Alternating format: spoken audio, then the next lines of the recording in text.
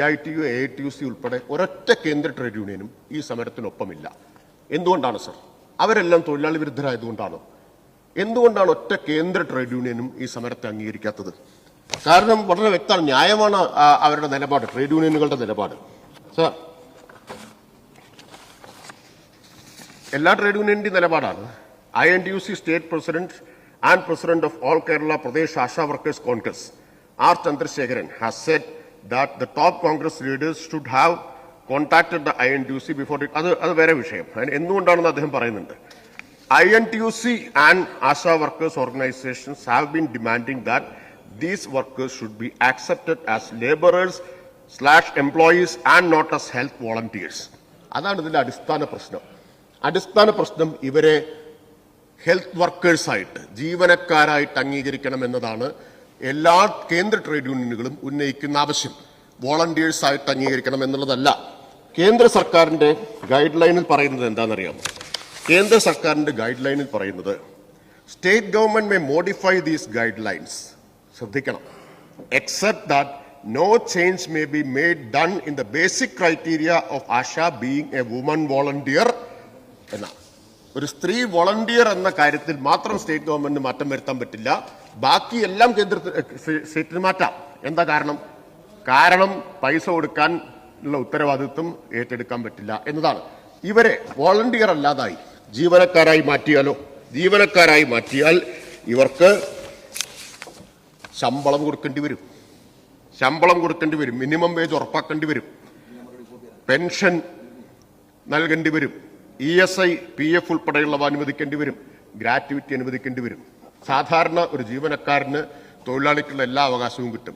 അത് കിട്ടില്ലെന്ന് ഉറപ്പാക്കാൻ വേണ്ടി ഗൈഡ് ലൈനിൽ മാറ്റം വരുത്തരുത് എന്ന് കേന്ദ്രം എഴുതി വച്ചിരിക്കുകയാണ്. ഇന്നലെ ബഹുമാനായ പ്രതിപക്ഷ നേതാവ് പറഞ്ഞു അപ്പോയിന്റ്മെന്റിന്റെ കാര്യം. ഞാൻ മനസ്സിലാക്കിയത് 18-ാം തീയതി തന്നെ അപ്പോയിന്റ്മെന്റ് ചോദിച്ചിരുന്നു എന്നതാണ്. 18-ാം തീയതി തന്നെ അപ്പോയിന്റ്മെന്റ് ചോദിച്ചിരുന്നു, കിട്ടിയില്ല. ഇന്നലെ ആരോഗ്യമന്ത്രി ഒരു കത്ത് കൊടുത്തു. ആ കത്തിലും അത് നാവ് കഴിച്ചു പോയതാണ്. ആ കത്തിലും റീട്രേറ്റ് ചെയ്തിട്ടുള്ള കാര്യം, however the guidelines for accredited social health activists ASHA issued by Ministry of Health and Family Welfare recognizes ASHA as women volunteer only when over the years their responsibilities have increased manifold. Considering their significant contributions to health of our population and the time they are expected to put into the work, I request you to reconsider this provision and recategorize ASHA as health workers. ഇതാണ് സംസ്ഥാനത്തിന്റെ ആവശ്യം. Trade യൂണിയനുകൾ, കേന്ദ്ര trade യൂണിയനുകൾ, CITU, INTUC, STU, AITUC ഉൾപ്പെടെയുള്ള എല്ലാ യൂണിയനുകളും ഉന്നയിക്കുന്ന ആവശ്യത്തിനൊപ്പമാണ് sir Kerala സർക്കാർ നിൽക്കുന്നത്. ഈ ആരോഗ്യമന്ത്രി ഇന്നലെയും ആവശ്യപ്പെട്ട കാര്യം അതാണ്, ഇവരെ ഹെൽത്ത് വർക്കേഴ്സായിട്ട് അംഗീകരിക്കണം.